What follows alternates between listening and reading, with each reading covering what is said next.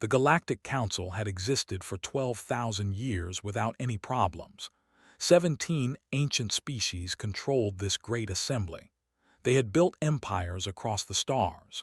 They had created laws that governed a million worlds. They believed they understood everything about the universe and its dangers. They were wrong about that last part. Commander Jack stood on the bridge of the human starship Endeavour and stared at the screen in front of him.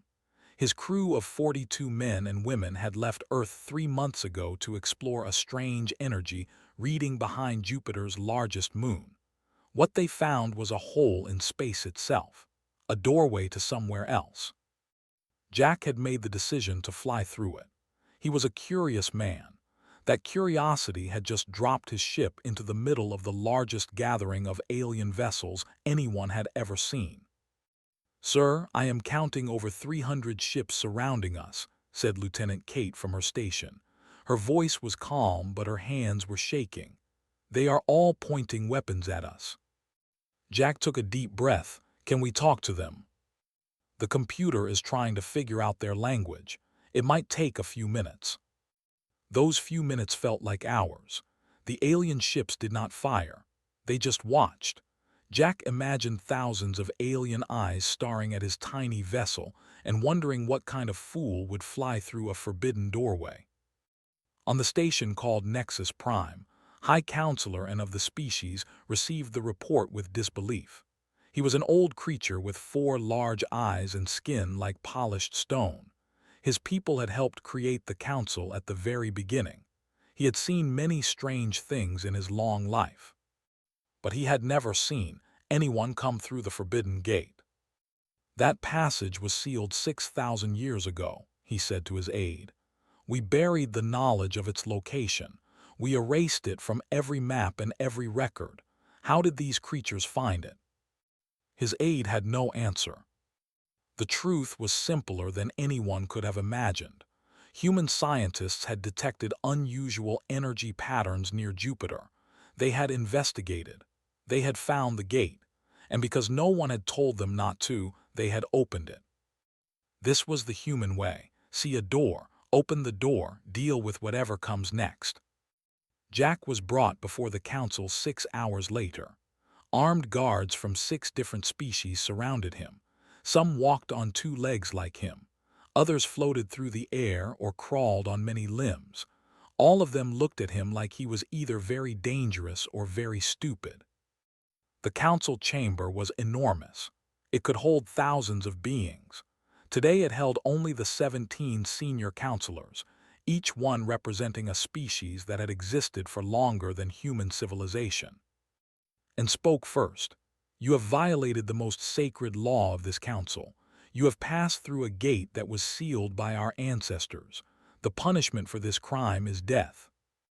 Jack listened to the translation through a small device they had placed in his ear. He thought about his crew waiting on the Endeavour.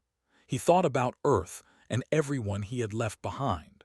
Then he did something that surprised everyone in that chamber. He apologized. "I am sorry," Jack said. "We did not know this place existed. We did not know about your laws. We are explorers from a planet called Earth. We saw something strange and we wanted to understand it. That is all." The counselors whispered among themselves. This was not the response they had expected. Criminals usually begged for mercy or threatened violence. They did not simply admit their mistake and ask for understanding. Counselor Myrazov leaned forward. Her species had glowing skin that changed color with their emotions. Right now she was bright blue with curiosity. "You came through the forbidden gate by accident."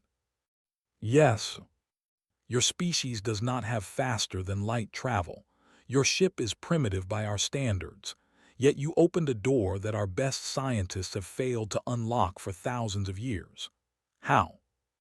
Jack shrugged. "I pushed a button and it opened. I do not have a better answer than that." The council debated for 3 days. Some wanted to destroy the humans immediately. Others wanted to seal their planet behind an unbreakable barrier. But Myers asked a question that changed everything.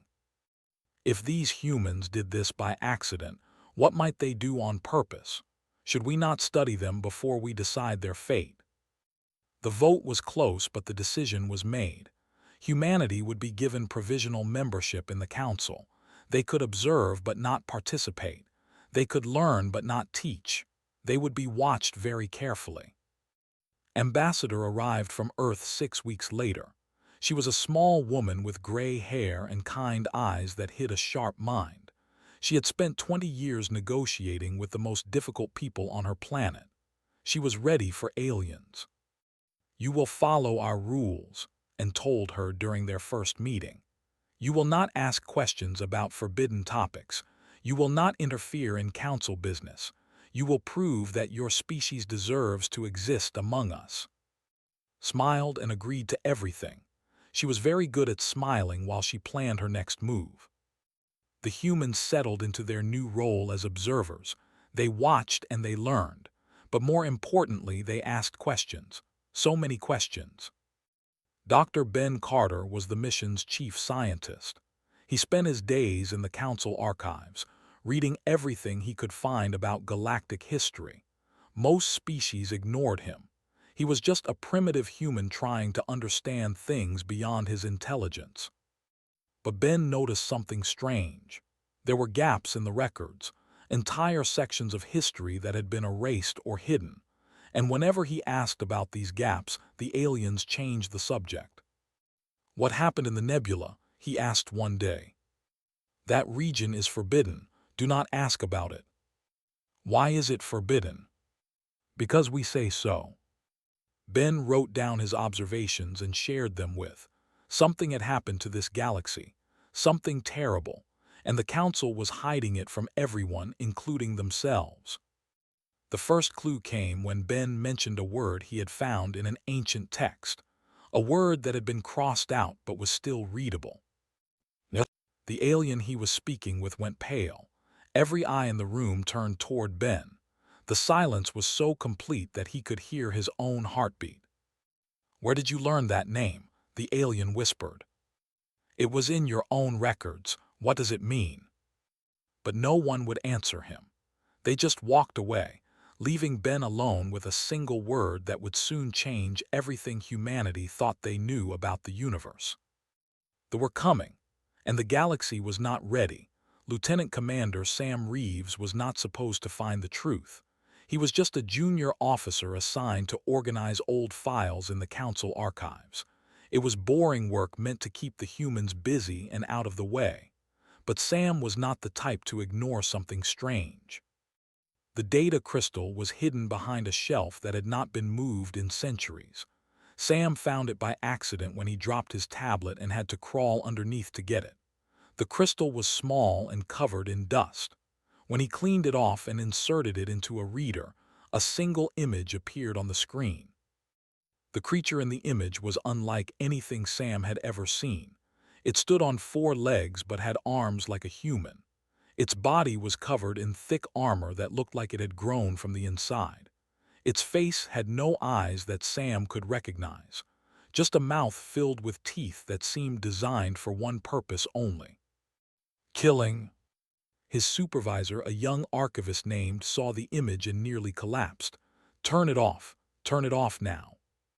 "What is this thing?" "It is not a thing. It is the reason we do not speak of certain topics. It is the reason the Forbidden Gate was sealed. It is death itself." Sam turned off the crystal, but he did not forget what he had seen. Over the following weeks, he gathered every piece of information he could find. He talked to archivists from other species. He read between the lines of ancient records, and slowly, piece by piece, he learned the truth about the 800 years ago, the Galactic Council had been smaller. Only 8 species controlled the Great Assembly. They believed they were the masters of their corner of the universe. They had never encountered anything they could not defeat or negotiate with. Then they came from the darkness beyond the rim. No one knew where they had evolved. Some believed they came from a world of endless war, where every day was a fight for survival. Others thought they were created by some ancient species as weapons and then abandoned. The truth did not matter. What mattered was what they did. They did not build cities. They did not create art or music or literature. They did not negotiate or trade or form alliances. They hunted. That was their entire existence. They moved from world to world, consuming everything in their path, not for food, not for resources, simply because hunting was what they were born to do. 43 species were completely destroyed in the first 50 years of the war.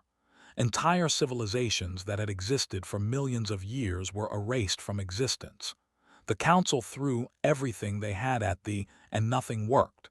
For every they killed, 10 more seemed to appear. In the end, the Council made a terrible choice. They used weapons that were so destructive they had sworn never to use them. They sacrificed 3 of their founding species completely, using them as bait to lure thee into a trap. Billions died so that the rest of the galaxy might survive. They were not destroyed. They were pushed back into a region of space called the nebula. There, hidden by radiation and cosmic storms, they agreed to stay. The agreement was simple. They would not leave the nebula. The Council would not enter it. Both sides would pretend the other did not exist. It was not a victory. It was surrender dressed up in pretty words. Sam brought his findings to Ambassador. She listened without interrupting, her face growing more serious with each word. When he finished, she sat in silence for a long moment. "They have been living in fear for 800 years, she finally said. "That is why they sealed the gates. That is why they hide their history. They are terrified that they will return. Should we be terrified too? Fear is useful. It keeps you alert. But fear without action is just waiting to die." Requested a meeting with Counselor N. He did not want to come, but she insisted. When he finally arrived at the human embassy, he looked older than she had ever seen him. "You know about he said. It was not a question. "Yes, and I want to know why you never told us." "Because speaking of them is forbidden. Because even thinking about them too much brings their attention. They sense fear across the vastness of space. They hunt it like a scent." That sounds like superstition. N's 4 eyes narrowed. "We lost half the galaxy to those monsters. We lost species that had existed since before your son was born. We learned very quickly that there are things in this universe that cannot be fought. They are one of them. So your plan is to hide forever. Our plan is to survive. You are young. You think everything can be conquered with enough courage and determination. We know better. Some enemies are simply too powerful to defeat." Wanted to argue, but she held her tongue. She was starting to understand that the Council was not just cautious. They were broken. The war against the had wounded them so deeply that they had forgotten how to fight. 2 weeks later, the first attack came. A mining colony on the edge of Council space went dark overnight. When rescue ships arrived, they found nothing. No buildings, no equipment, no bodies. 300,000 people had simply vanished. The only trace left behind was a signal broadcast on all frequencies. Human linguists worked around the clock to translate it. What they found made blood run cold. "We are awake, we are hungry, you have something new." They had broken their 800 years of silence. They had noticed the new species that had crashed into the galaxy without warning. They had noticed the humans. And they were curious. Panic spread across Council space faster than any ship could travel. Species that had been allies for centuries began withdrawing their fleets. The careful unity that had maintained peace started to crumble. Everyone was preparing to run. But stood in her office and looked at the stars through her window. She thought about Earth. She thought about everyone she had left behind. She thought about what it meant to be human in a galaxy full of fear. "They made a mistake," she said quietly to herself.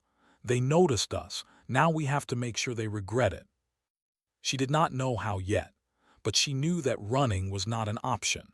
Humans had never been good at running from things that scared them. They were much better at running toward them. The hunt was about to begin, and for the first time in 800 years, the hunters were about to become the hunted. The emergency session of the Galactic Council was the largest gathering in 3 centuries.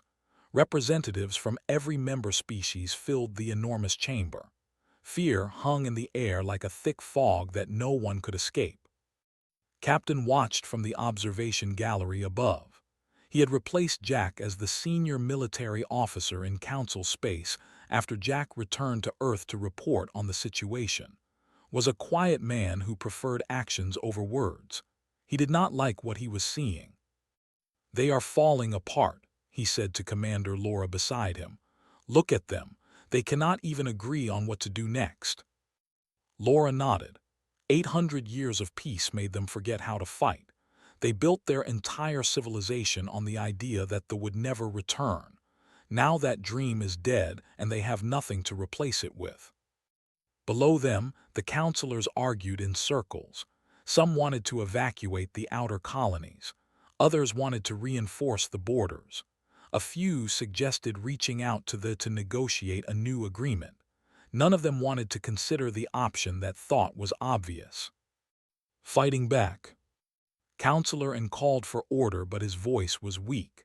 The authority he had once commanded was crumbling along with everything else.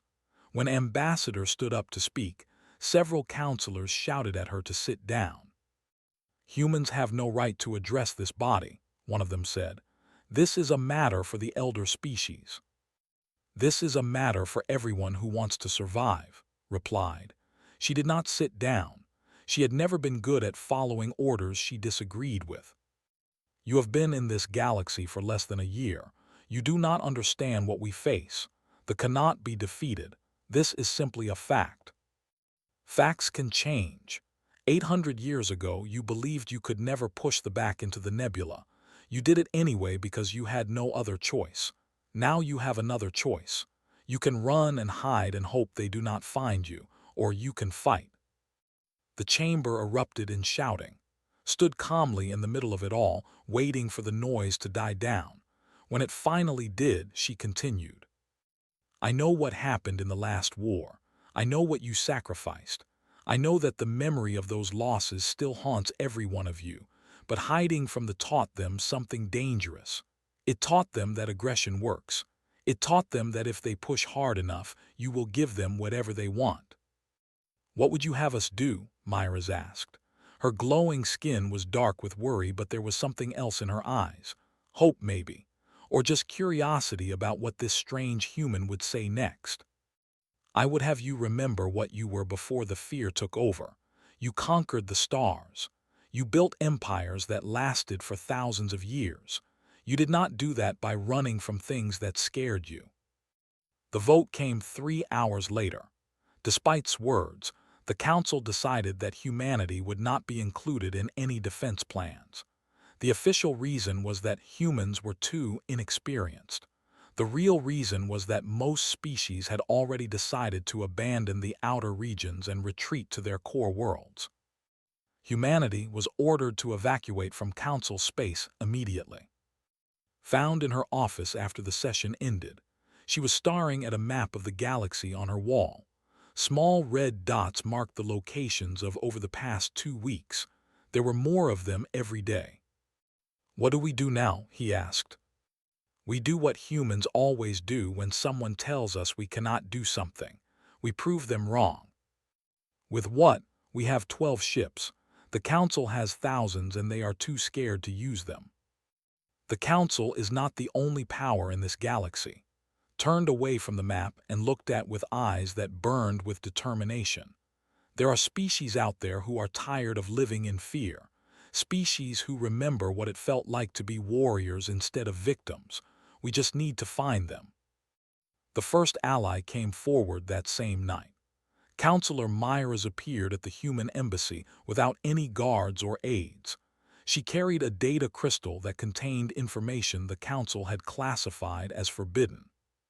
"They have fought before," she said as she handed the crystal. "We lost badly, but we learned things. Things that might be useful to someone willing to try again." "Why are you helping us? Your council just voted to abandon us." Myra's skin flickered with colors that had not seen before. "Because I am tired of being afraid. Because watching your species refuse to accept defeat reminded me of what we used to be, and because I believe you might actually succeed where we failed. What makes you think that? I have studied humans since you arrived. You are chaotic and emotional and completely unpredictable. You fight among yourselves constantly, and yet somehow you always unite against common enemies. You have no special abilities, no natural weapons, no technological advantages, and yet you refuse to accept that anything is impossible. That kind of madness might be exactly what we need.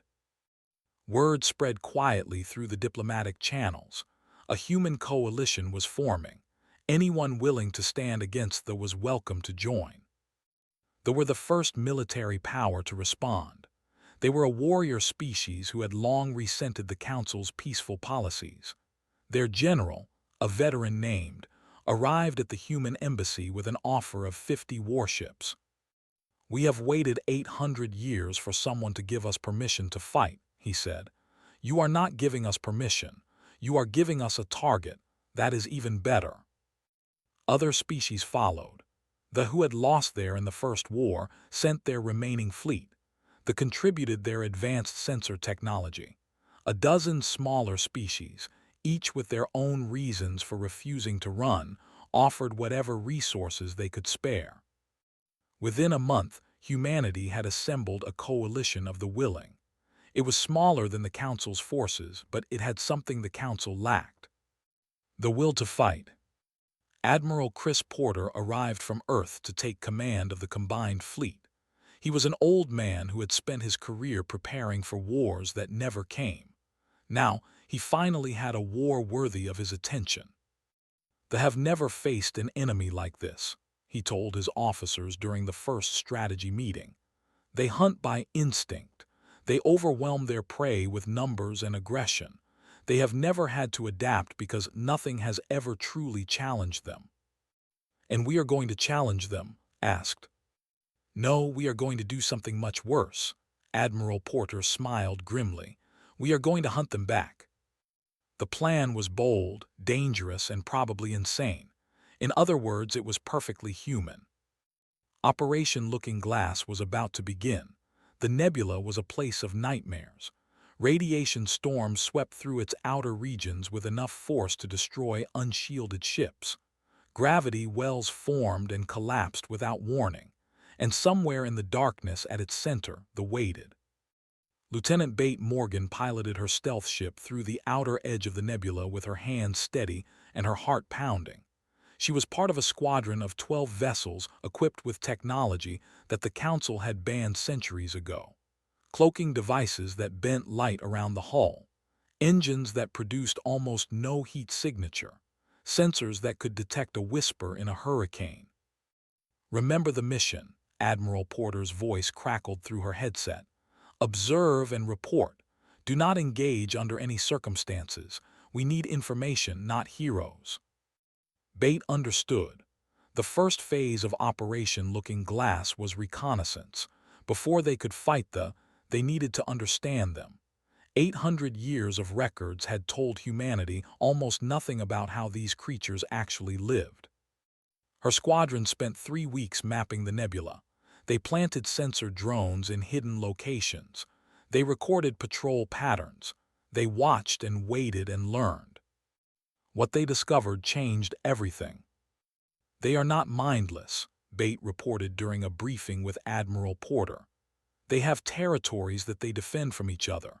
They have hierarchies based on size and age. They even have something like families, groups of younger that follow older ones and learn from them." "They are social predators," said Dr. Amy, the coalition's chief expert on alien biology. "Like wolves or lions back on Earth. They hunt in packs and they compete with other packs for resources and status." Admiral Porter leaned forward in his chair. "Can we use that against them?" "I believe so. If we can make different groups fight each other, they will be too busy to coordinate attacks against us." Phase 2 began the following week. Human operatives working with infiltrators began planting false evidence throughout the nebula. They made it look like one faction was stealing from another. They spread signals that mimicked territorial challenges. They turned the against themselves. The results were immediate and violent. Within days, groups that had coexisted for centuries were attacking each other. The raids on Council space slowed to almost nothing as the creatures focused on internal conflicts. But Admiral Porter knew this was only temporary. Eventually they will figure out what we are doing, he told his senior officers. When that happens, they will come for us with everything they have. We need to strike before they unite again. Strike where? Asked Captain. We cannot destroy the entire nebula.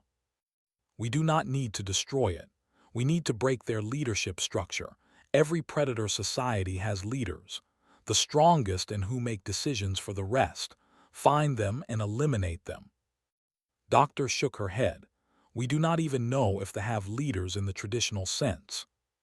Then find out. That is your job. The answer came from an unexpected source. A ship was damaged during one of the internal conflicts and drifted out of the nebula. A coalition patrol found it and towed it to a secure location before they could destroy it themselves. The crew was dead. They had activated a self-destruct device that killed everyone aboard rather than allowing themselves to be captured. But the ship's computer was still intact. Human engineers worked for 2 weeks to crack its security. What they found inside was a treasure of information. Star charts, communication logs, patrol schedules, and one file that was accessed more often than any other. A single set of coordinates pointing to something deep within the nebula. It is a nursery, Doctor announced to the War Council. This is where they raise their young, all of them. Every in the nebula brings their offspring to this location. The room went silent. Everyone understood what this meant. The nursery was not just important. It was the most important location in society. It was the future of their entire species. Admiral Porter stared at the coordinates on the screen for a long time. When he finally spoke, his voice was quiet. If we destroy that place, we destroy them. We would commit genocide, said. We would wipe out an entire species. A species that has already wiped out 43 others. A species that will not stop hunting until there is nothing left to hunt. Had been silent throughout the meeting. Now she stood up and walked to the front of the room. We are not going to destroy the nursery. Ambassador, with respect, this may be our only chance to end the threat permanently. I understand that, but if we kill their children, we become exactly what they think we are. Prey that needs to be eliminated. We will prove that their way of seeing the universe is correct. Turn to face the officers. I have a different idea. Her plan was insane. Everyone agreed on that. But it was also the most human thing anyone had ever suggested. Instead of destroying the nursery, they would capture it. They have never negotiated because they have never needed to, explained. They have always been the strongest power in any conflict. But if we take their children, we have something they want. Something they cannot simply take back without risking everything they care about. You want to use their young as hostages, Admiral Porter said slowly. I want to give them a reason to talk. For the first time in their history, they will have to consider an option other than hunting. They will have to think about what they might lose. The vote was not unanimous, but the majority supported its plan. The coalition would launch an assault on the nursery world. They would not destroy it. They would occupy it and hold it until they agreed to negotiate. Commander Drake was chosen to lead the assault force. He was young for such an important command, but he had a reputation for thinking quickly and staying calm under pressure. Admiral Porter called him into his office the night before the mission. This is going to be the hardest thing any of us have ever done, the Admiral said. They will throw everything they have at you. They will fight harder than they have ever fought before because you will be threatening the only thing they truly value. I understand, sir. Do you? We are asking you to fly into the most dangerous place in the galaxy and hold it against an enemy that has never been defeated in open battle. the odds of survival are not good. Thought about his family back on Earth, his parents who had been so proud when he joined the space program, his younger sister who had cried when he left. He thought about all the people counting on him to succeed. "Someone has to do it," he said finally. "Might as well be us." Admiral Porter smiled. It was the most human answer possible. The final battle for the galaxy was about to begin. The Coalition fleet entered the nebula on a Tuesday morning by Earth's calendar. 300 ships from 12 different species flew in tight formation through the radiation storms and gravity wells. Commander Kate stood on the bridge of the assault carrier Horizon and watched the darkness swallow them whole. "Sensor contact ahead," her tactical officer reported. "Multiple signatures. They know we are coming." Kate had expected that. There might be predators, but they were not stupid. They had noticed the Coalition's preparations. They had pulled their forces back to defend the one place that mattered most. The nursery world appeared on the main screen as they pushed deeper into the nebula. It was a planet of gray rock and black oceans, wrapped in clouds that never cleared. Thousands of ships surrounded it in defensive formations, more ships than the Coalition had ever seen in one place. "All vessels, this is Admiral Porter," the command frequency crackled to life. "You know why we are here. You know what is at stake. Today we show the galaxy that humanity does not run from monsters. Today we hunt." The battle began with a wave of fighter craft led by Captain Collins. His squadron was called the Blazing Stars, and they had trained for 6 months specifically for this mission. Their job was simple: punch a hole through the defenses. Let the main fleet through. Do not stop for anything. Fighter shook as weapons fire exploded around him. He watched 3 of his pilots disappear in balls of flame within the first minute, then 5 more, then 10. "Keep pushing," he ordered through gritted teeth. "We stop, we die. Keep pushing forward." The fought like nothing the Coalition had ever seen. They did not use coordinated tactics or careful strategy. They simply threw themselves at the enemy with savage fury.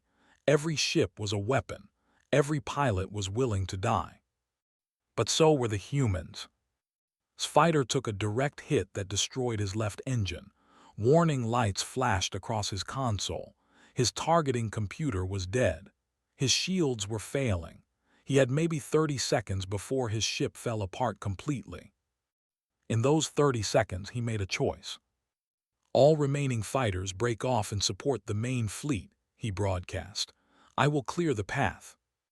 He aimed his crippled ship at the largest concentration of vessels and pushed his remaining engine to maximum power. The aliens tried to scatter, but they were too slow. Fighter plowed through their formation like a bullet through glass, destroying 17 enemy ships before his own vessel finally exploded. His last transmission was simple: make it count. The gap he created was small, but it was enough. Commander Drake led the assault force through the hole in the lines. 50 ships armed with ground troops and heavy equipment. Their target was the nursery complex on the planet's surface. The landing was chaos. Defenders swarmed the Coalition ships as they descended through the atmosphere. Transports were shot down before they could reach the ground. Soldiers died before they could even draw their weapons, but enough survived to establish a foothold. Hit the ground running with a rifle in his hands and 200 soldiers behind him. The nursery complex was a massive structure built into the side of a mountain. It was ugly and functional, designed for one purpose only: protecting the young. "Move fast," ordered. "Secure the entrances. No one gets in or out until the Admiral gives the word." The fighting inside the complex was brutal and close. Warriors defended every corridor with desperate fury. They were faster than humans, stronger than humans, better equipped than humans. But humans had something they did not understand. They were willing to die not just for themselves, but for each other. When a soldier fell, another stepped forward to take their place. When a position was overrun, reinforcements pushed the enemy back. When everything seemed lost, someone always found a way to keep fighting. 3 hours after the landing, the coalition controlled the nursery complex. The young were unharmed but surrounded by human soldiers with orders to protect them at all costs, stood in the central chamber and looked at the strange creatures huddled in their nests. They were small and almost helpless, nothing like the monsters he had been fighting all day. "We have the objective," he reported to Admiral Porter, awaiting further orders. Above the planet, the battle continued to rage. They were throwing everything at the coalition fleet, trying to break through to rescue their children. Ships on both sides were dying by the dozens. The space around the nursery world was filled with wreckage and fire. Then Admiral Porter broadcast a message on all frequencies. Every ship received it. Every warrior heard it translated into their own language. "We have your future. Stand down or watch it end." The fighting stopped. For 3 days, nothing happened. The ships held their positions but did not attack. The coalition forces waited, wondering if their gamble had failed. Stayed in the nursery complex, guarding creatures that should have been his enemies. On the 4th day, a response came. Not in the hunting language that they used for war, something older, something that had not been spoken in thousands of years. "You are not prey, what are you?" Ambassador had been waiting for this moment. She had practiced her response 100 times. She had studied everything humanity knew about psychology. But when the time came, she threw all her preparation away and spoke from her heart. "We are humans. We come from a small planet in a distant corner of the galaxy. We have only known about your existence for a few months. But in that time, we have learned something about you that I do not think you understand about yourselves." She paused. The entire galaxy seemed to hold its breath. "You are not monsters. You are hunters.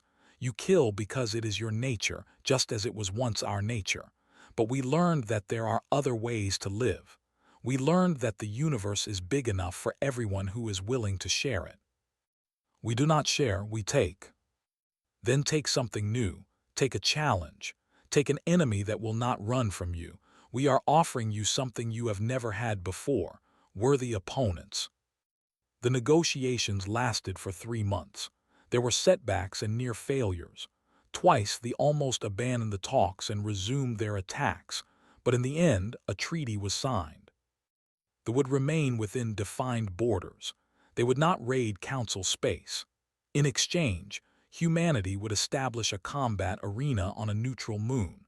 Warriors could come there to test themselves against human fighters in matches that were violent but not lethal. They would have the challenge they craved without the destruction they had always caused. It was not peace. They did not understand peace, but it was something close enough to count. The Galactic Council granted humanity full membership on the first anniversary of the treaty. Counselor, and personally welcomed to her seat among the elder species. "You were right about everything," he admitted. "We had forgotten how to fight. We had forgotten that sometimes survival requires more than just hiding from danger." "We did not defeat the," replied. "We just showed them that hunting us was more trouble than it was worth." Is that not the same thing? Thought about all the soldiers who had died to make this moment possible. Collins and his blazing stars. The hundreds of troops who had fallen securing the nursery complex. The thousands across the fleet who had given their lives for a chance at something better. "No," she said quietly. "It is not the same thing at all, but it is enough." She looked out at the stars through the great window of the council chamber. Somewhere out there, humans were fighting each other in an arena built for purpose. Not to kill, just to prove who was stronger. It was strange and violent and completely absurd. It was also perfectly human. "We crashed into your galaxy by accident," said Tuan. "We broke your oldest laws, we awakened your worst nightmare, and somehow we made things better." "How do you explain it?" Smiled. "We are humans. We find doors that should stay closed and we open them anyway. We face monsters that should terrify us and we fight them anyway. We make mistakes constantly and we fix them anyway. That is what we do. That is who we are." The galaxy would never be the same. They were still dangerous.